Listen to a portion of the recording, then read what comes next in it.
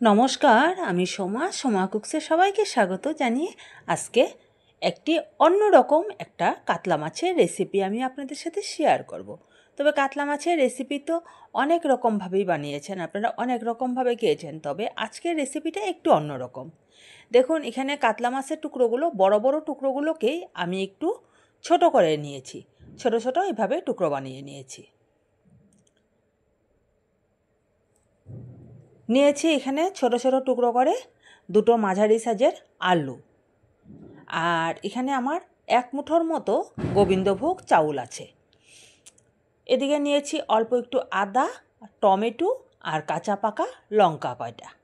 এবার আমি টমেটো, লঙ্কা আর আদাটাকে একসাথে একটা পেস্ট বানিয়ে নেব। আর মাছগুলোতে আমি পরিমাণ মতো নুন আর হলুদ মাখিয়ে মাছগুলোকে আগে ভেজে নেব। মাছগুলো ভাজার জন্য আমি এখানে কড়াইতে সর্ষের তেল দিয়ে দিলাম। তেলটা গরম হয়ে যাবার পর মাছগুলোকে একে একে ভেজে নেব। বড় মাছই বাজার থেকে কিনে নিয়ে আসছিল, সেই মাছের টুকরোগুলোকেই আমি আরেকটু ছোট করে কেটে নিয়েছি।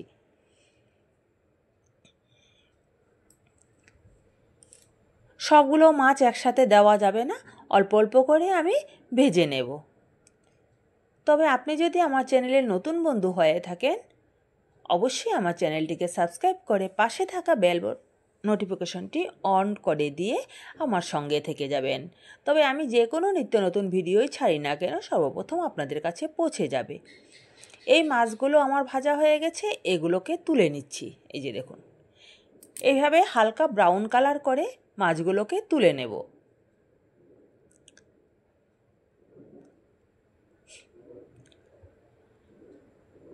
সমস্ত মাছগুলো ভাজার পর আমি সেই তেলের মধ্যেই দিয়ে দিলাম আলুগুলোর মধ্যেও আমি নুন হলুদ মাখিয়ে রেখে দিয়েছিলাম।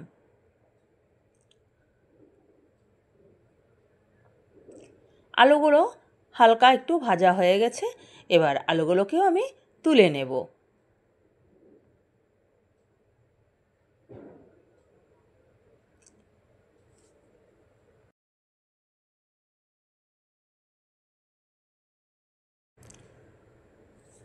আলুগুলোকে তুলে নেওয়ার পর সেই তেলের মধ্যে এবার দিয়ে দিলাম আমি গোটা জিরে ফোড়ন।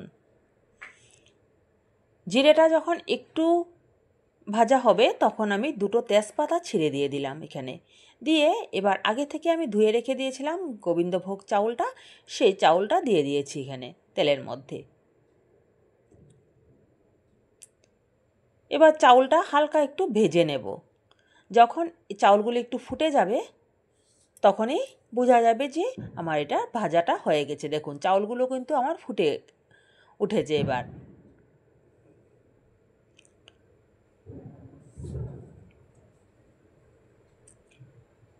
এ পর্যায়ে আমি এগুলোকে দিয়ে দেব আগে থেকে টমেটো, কাঁচা লঙ্কা আর যে আদার পেস্টটা বানিয়ে রেখেছিলাম, সামান্য একটু জল দিয়ে আমি সেই পেস্টটা এখানে দিয়ে দিয়েছি।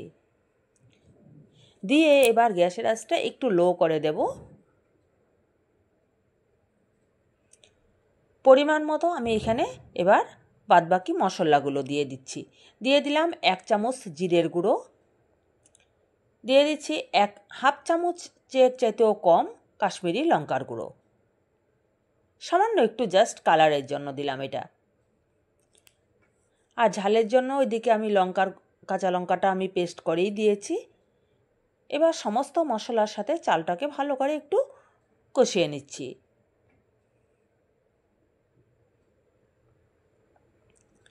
দিয়ে দিচ্ছি সামান্য একটু হলুদ গুঁড়ো, হাফ চামচের চাইতেও কম।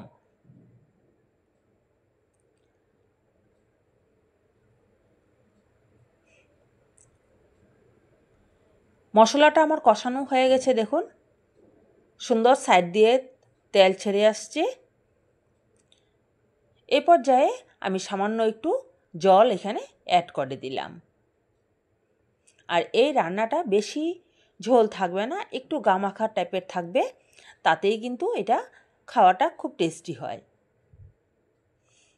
ঝোলটা আমার ফুটে উঠেছে, চাউলগুলোও কিন্তু আমার সেদ্ধ হয়ে গেছে। এই যে চাউলটা সুন্দর সেদ্ধ হয়ে গেছে। এবার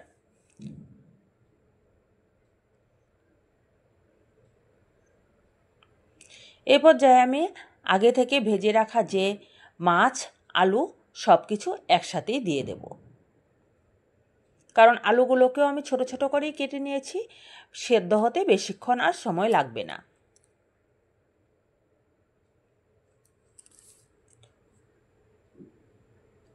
এবার মিডিয়াম আঁচে আমি এটাকে কিছুক্ষণ সময় রান্না করব।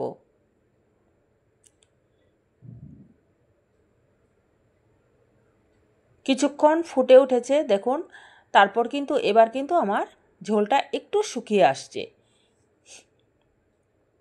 এর চাইতে আর বেশি শুকাবো না। এই পর্যায়ে আমি দিয়ে দিলাম হাফ চামচ গরম মশলা। আমি এখানে শাহি গরম মশলার গুঁড়োটা ব্যবহার করলাম। শাহি গরম মশলার গুঁড়োটা খুব সুন্দর একটা গন্ধ আসে। গরম মশলার গুঁড়োটা দিয়ে আমি এবার এটাকে নামিয়ে নেব। তবে কেমন লাগলো বন্ধুরা আজকে আমার এই কাতলা মাছের এই রেসিপিটা? অবশ্যই কমেন্ট করে জানাবেন। আর এইভাবে একবার বানিয়ে খেয়ে দেখবেন, অসাধারণ লাগে খেতে। ছোট ছোট টুকরো করে মাছগুলোকে কেটে নিলে মাছের মধ্যে নুন, হলুদ, মশলাটা ঢুকে যায়। এটা কিন্তু খুব ভালো লাগে খেতে। তবে আজকের মতো এই পর্যন্তই। আপনারা সকলে ভালো থাকবেন, সুস্থ থাকবেন, সাবধানে থাকবেন। আবারও নিয়ে আসবো অন্য কোনো দিন অন্যরকম রান্নার রেসিপির সাথে। ততক্ষণের জন্য বাই বাই।